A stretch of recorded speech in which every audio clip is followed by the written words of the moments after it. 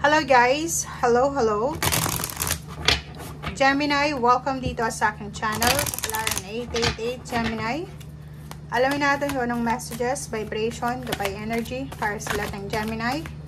Ito ay general reading, May 2024. Okay, wow. Okay. Oh, sorry. Gemini, nako. Babalik, magkakabalikan.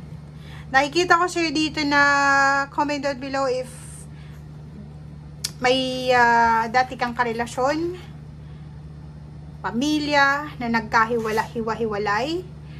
May mga reconciliation, may apology na tatanggapin, Gemini. May mga relationship dito na pwedeng magkabalikan. So, if ever man na kakahiwalay mo pa lang, or posibleng kasi itong dalawang to resonated sa bawat isa. Diba? Like, mga relationship to na nasira, nagkahiwalay, nawala ng chance, nawala ng oras, ang posibleng magkakabalikan.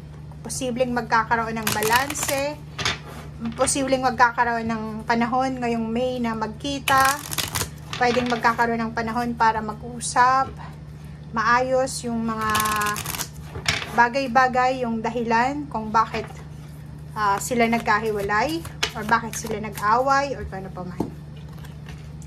Okay, Damara. Dito sa unang baraha, sinasabi sa'yo na alam mo kung ano yung gusto mo. Alam mo kung ano yung gagawin mo. So, kung alam mo naman sa isip at puso mo na tama yung decision mo, yun, take appropriate action. And wag mo na daw na hintayin pa. Wag mo nang i-delay pa yung situation. Okay? Next naman is Damara. Posibleng may mga bata or may mga mas bata pa sa'yo na kailangan ng tulong sa paligid mo. Okay, Gemini? If ever may mga bata dyan, individual na mas bata pa sa'yo na kailangan nila ng guidance or tulong, it's either counseling or healing, emotional healing, gamitin mo daw yung skills mo para makatulong ka. Okay? So, kung sino man ang may kailangan sa'yo, extend mo yung kamay mo sa kanila kasi makakatulong ka daw. Okay?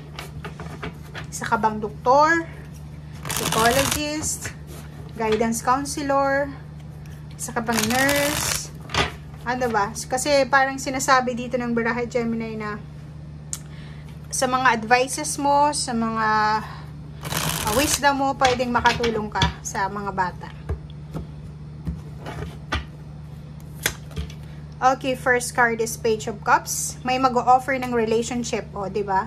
May magkakabalikan dito. Magkakabalikan sila or it's either family relationship ang posibleng magbabalik. Sobra-sobra yung excitement, diba? So, kilig. Sobrang kilig na kilig ka sa buwan ng Mayo kasi yun na nga, etong relationship na i-offer is either old relationship or new relationship siya. Kung sino man itong mag-offer na to sa'yo, sobra kang excited, kilig na kilig. Okay?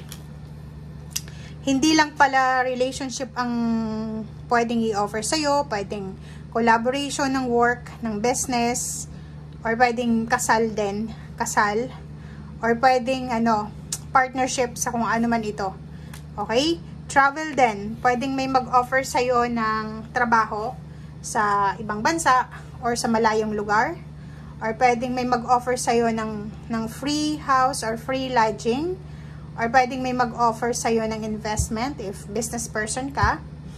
Or posibleng may mag-offer sa'yo ng pagkakataon para makapag-travel.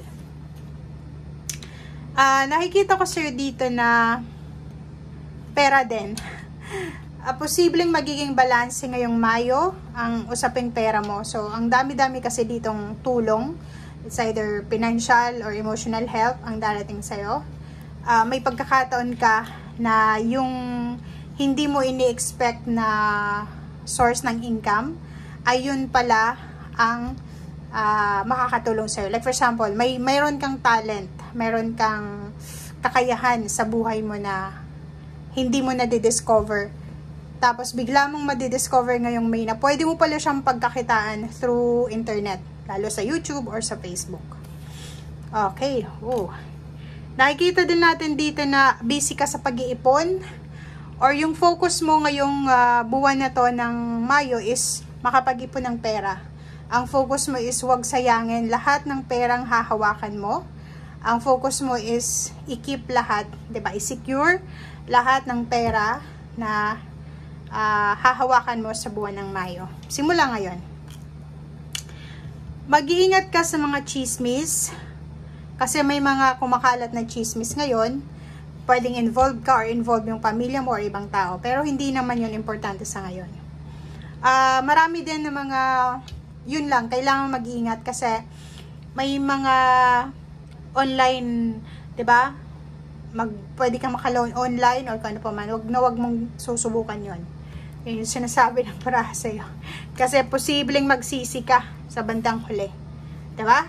So 'yun, nakikita ko sa'yo dito, ingat-ingat din tayo sa mga relationship na ino-offer sa atin, kahit sabihin mo pa na kilala mo na siya or ganito ganyan. Lalo kung hindi mo pa siya kilala, mag-iingat ka. Mag-iingat din tayo sa mga messages sa social media, sa mga natatanggap nating mga chismis, 'di ba? Huwag kang magbibigay opinion dahil end of the day, ikaw yung sasagot sa lahat ng mga problema. Okay?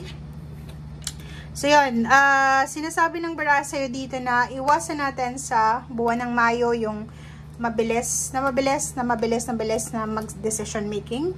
Make sure na nandun tayo sa balance, 'di ba? May time tayo makapag-isip, may time tayo para ihang yung situation, and may time din tayo para makapag rest, 'di ba? So, if may mga decision making ka na kailangan na gawin, pag-isipan mong mabuti, meditate, contemplate, huwag masyadong emosyonal, okay?